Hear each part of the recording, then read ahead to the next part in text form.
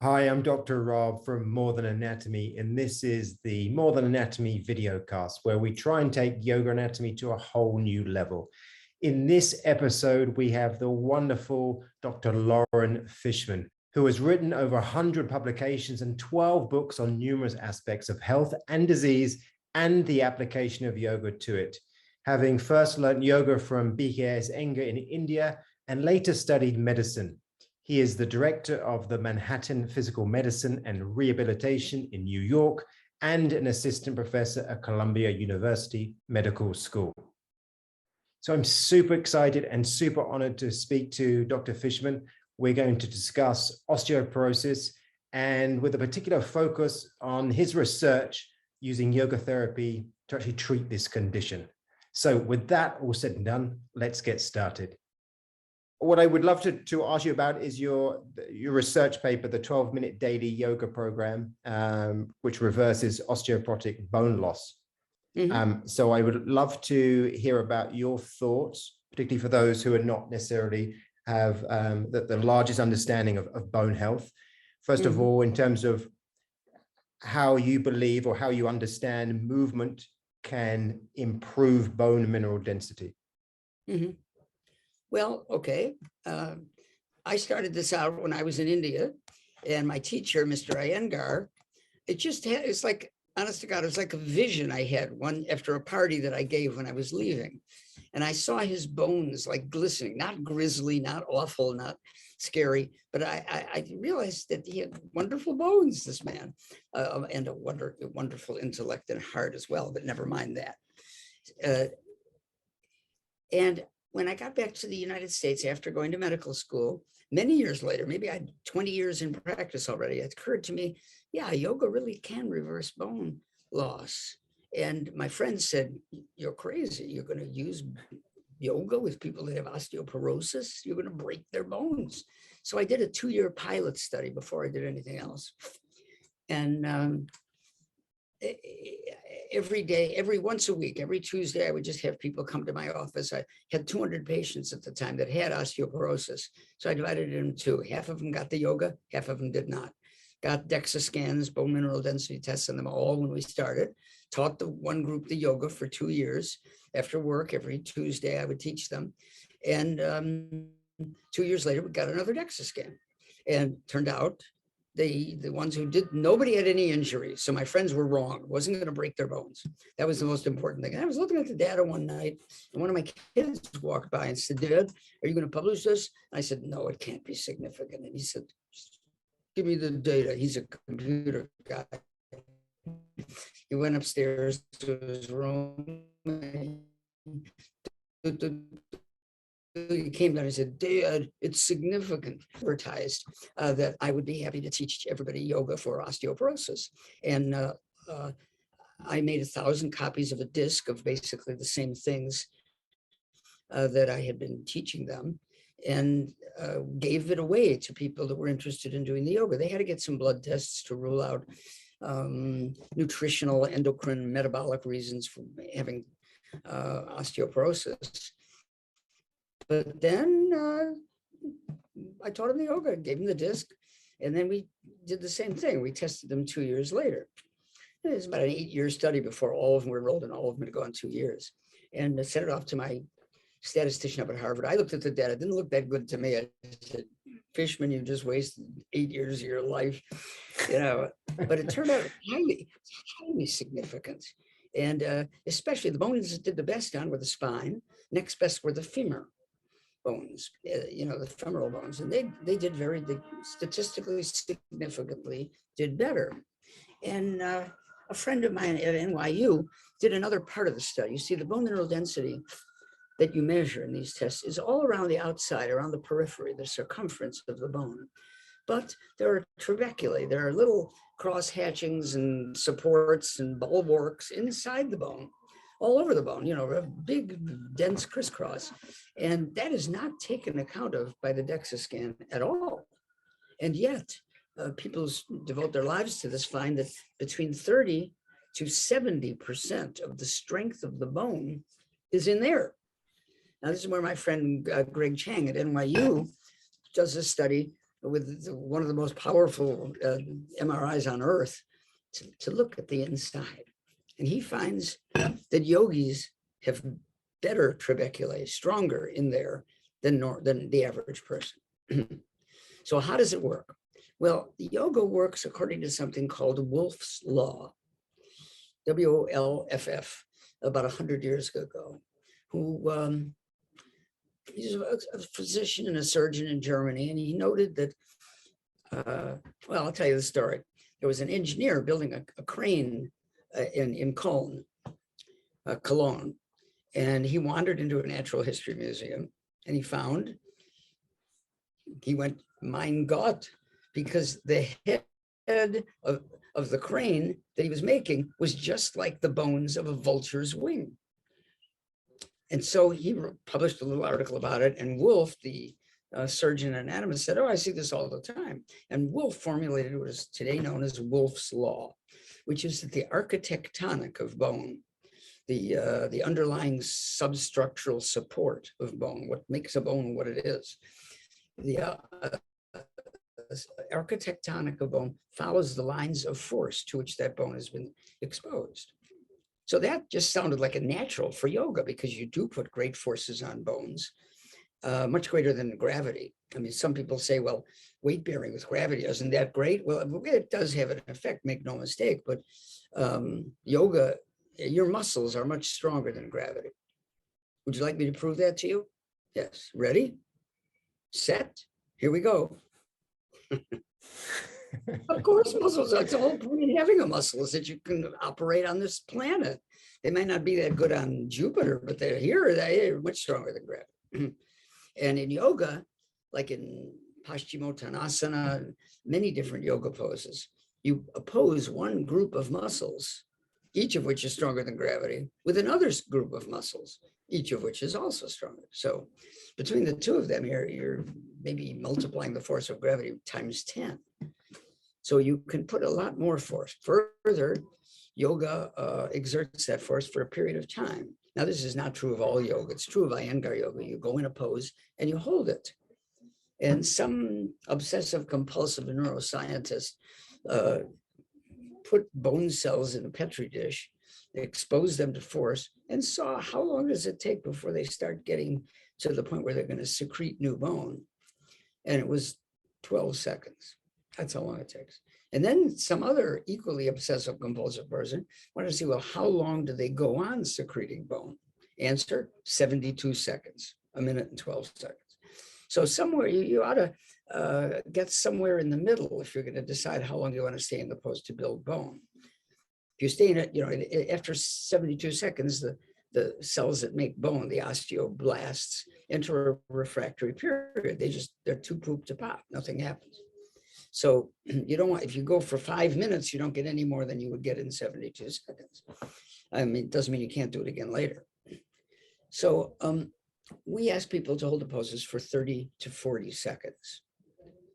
And that seems to be, I mean, it's not as though, some physiological referee blows a whistle and all the cells start doing it. It doesn't work that way. It's a normal distribution of starting at 12 seconds and a normal distribution of quitting at 72 seconds. So you want to get in the middle where all of them are working.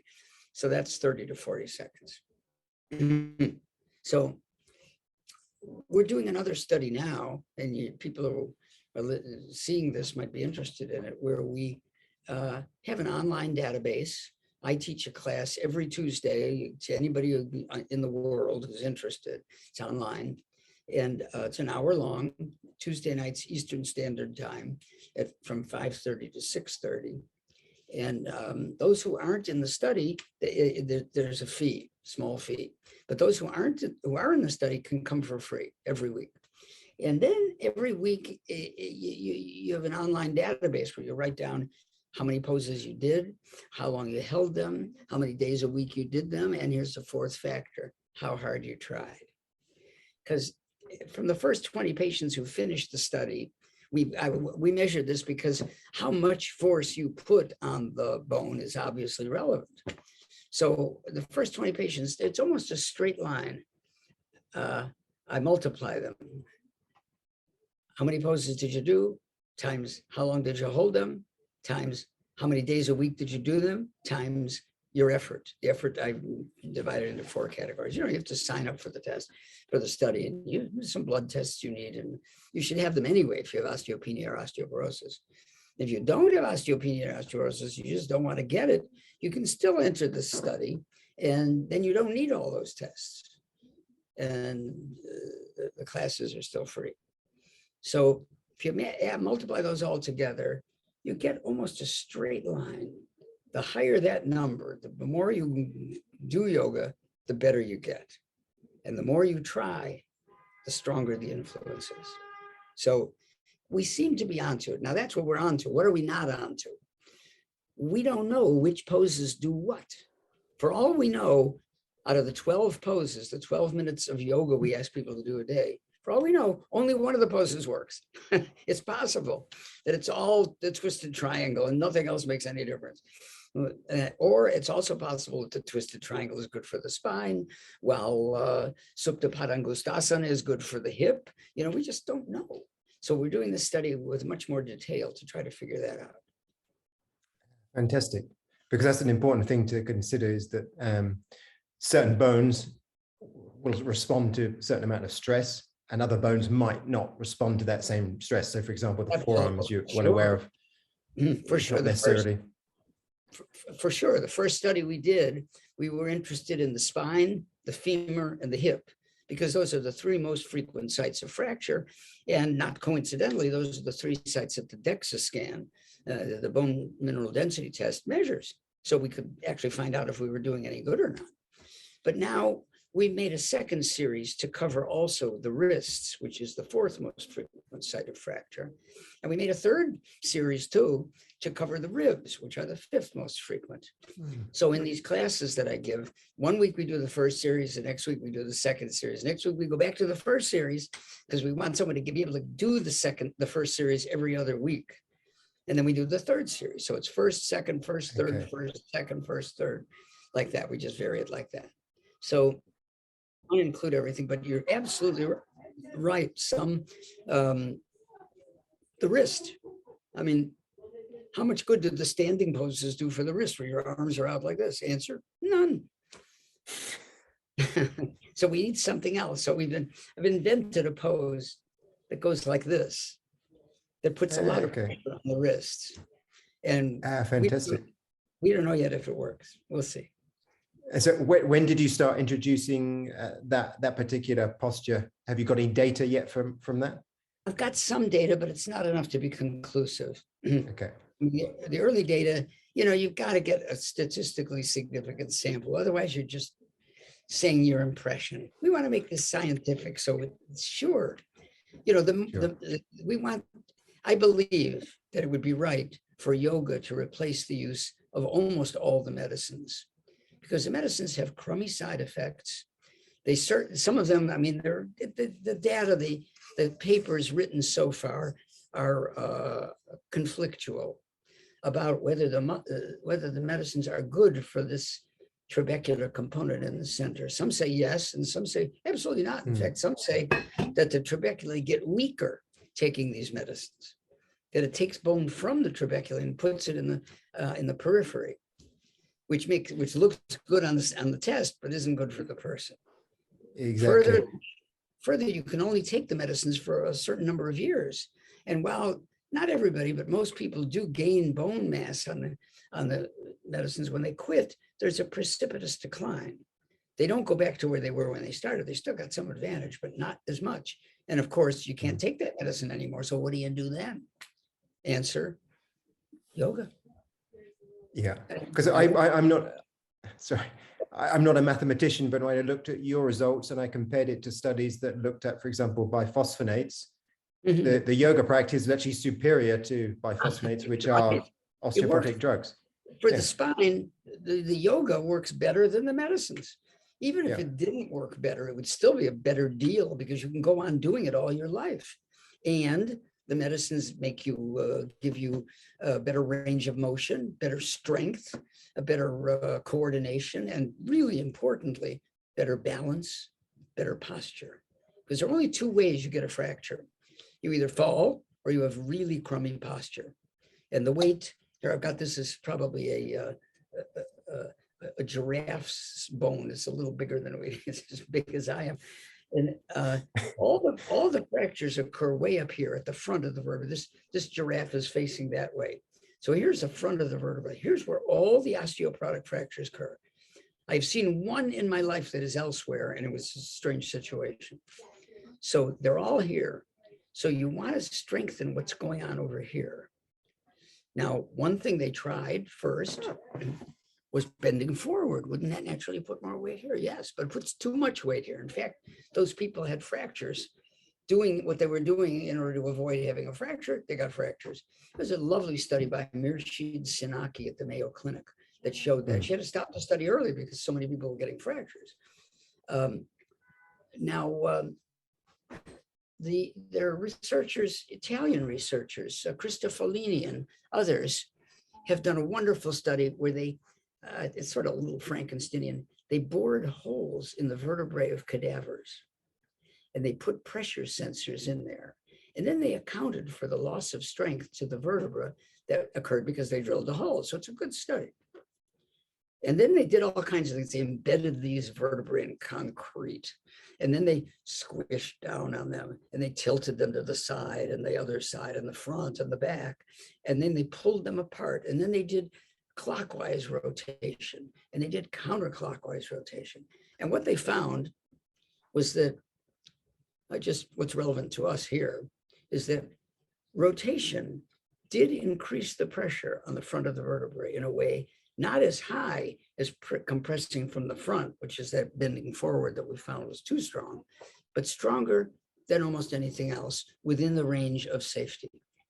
So it's been, there's a really good paper on this now showing that something like the twisting poses in yoga, Marishasana, Matsyendrasana, Bharadvajasana, these poses actually strengthen the front of the bone. And in our work so far, I mean, we have over 200,000 hours of people doing this yoga now. We've taught 500 teachers, mostly in the US, but in about 12 other countries, we've taught people to teach this yoga. We've taught the teachers. And amongst them, there have been no fractures, not one. No herniated discs, meniscal tears, subluxations of the shoulder, no serious injuries of any kind. So it's safe. And as I say, the side effects are better coordination, better posture, better balance, lower anxiety. And yes, there are medicines that lower your anxiety, but they impair your balance. So yoga has won the day there too. So I mean, thank goodness it works, but even if it didn't work, yoga would be a wonderful thing to do for people with osteoporosis, but it also reverses the osteoporosis. Fantastic. One question I've got for you is your thoughts around the indirect benefits to bone health. So we've got the direct benefits, for example, of the stimulation of movement and loading bones to stimulate bone growth and osteogenesis. But how about how you believe it may benefit bone health in terms of perhaps reduce stress and therefore reduce stress hormones, better food choices through better awareness of your body? Those are all true. Food choices change. Your stress level decreases partially because you get self-aware enough to not put yourself in situations where the stress is beyond what you are likely to want to bear. But also on a more surprising level, there is crosstalk between the cells that make up muscles and the cells that make up bone. There's an interaction there. It's discovered maybe 15 years ago at Harvard. There's one chemical which is still very misunderstood, called irisin, I-R-I-S-I-N, which stimulates or inhibits many of the active cells in bone. There's another chemical that was released from muscles in activities like yoga. Yoga is not the only one. Tai Chi probably releases it. Things like football don't really, that won't do. It's got to be gentle, nice exercise that does it. And it's called PGC1 alpha. And it is the strongest known stimulant for the mitochondria, which are the little power stations inside every cell. Now, a heart cell might have 2,000 mitochondria. A liver cell might have even more than that. A nerve cell has only 2. So the mitochondria are stimulated. First, they divide. They actually, the little mitochondria inside your cells, they divide on their own. They've got their own cell mechanism. They probably, evolutionarily, they probably come from a plant, from a bacterium that somehow invaded a cell. And instead of the cell eating the bacterium, the two of them got along very well. And now they've replaced almost every other organism on Earth. Everything on Earth, except for a couple of deep sulfur springs in the Pacific, the deepest part of the Pacific. Every creature, plant, every animal on Earth has mitochondria, because they greatly increase your ability to make energy, which we need for doing things like yoga and calling each other names. We need to have some energy here. And the mitochondria give it to you. The PGC1 alpha, stimulated by yoga, is the strongest known stimulant for the mitochondria, for them to divide and increase their number and for them to become active. I mean, this is well known in the literature, except for the yoga part. So that's one thing that yoga does. And this crosstalk, they say, though I'm not quite convinced yet that they've really nailed it down, affects the shape of the bone too. So concerning anxiety and a sense of well-being, a depth of perception, a sense of compassion, I don't think you can beat yoga. I just have never found anything that comes close. It may be that early Christianity, when Jesus walked the earth, that you'd see Jesus or Moses or Muhammad, and you'd be struck and you just care about your fellow man more than anyone can imagine. I think that's even likely. But given how the religions sort of crystallize the inspiration and thereby destroy it, it's got to be something that you do. You've got to do it. No one can do it for you. Exactly. And yoga does it. Yeah. Is it Fantastic. the best possible thing? Show me a better one. I'm willing to concede. I like the fact that you're staying open-minded, but because we need to stay open-minded. But I'm in agreement with you. Yoga is the best thing that I've come across for managing your health and avoiding the use of medications and a good long life that is full of health and abundance. Dr. I know you are a super busy man, and I really appreciate that the time that you've taken. You've given me a bit more time than you said we would when I emailed you. Yeah, half hour. Thank you so much. That's right. Good. Okay, I will, so send me a copy of whatever you send out. Okay. I will send you a copy. I will also put into the notes how to join the study if anyone wants to join your study. If I get the link from you. Now we have another study that I would like. I just take a minute because I'm having trouble recruiting patients. It's a study of using yoga for scoliosis, and I've proven it. I've published it 3 times already with yoga, but now we're using yoga and botulinum toxin too. So we use yoga to strengthen the weak side, and botulinum toxins inactivate the strong side somewhat, so the spine comes back up to straight. For 14 to 18-year-old kids. I only have 1 person in the study so far, as of today. And I would love to have more people. They could just write the same place, write to me, and or call me, and I will be happy to talk to them about it. It's free, of course. They get the yoga for free. They get x-rays for free. They get a visit with me for free. And they get, what else? The botulinum for free. Everything is free, of course. And they have to come to New York once. That's all. Okay.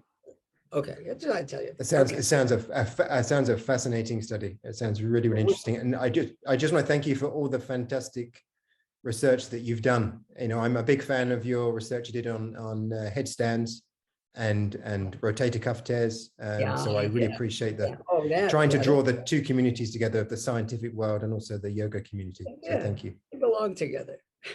A pleasure. Thank you. Good to meet you. Thank you so much, Dr. Loren. All the best. Bye.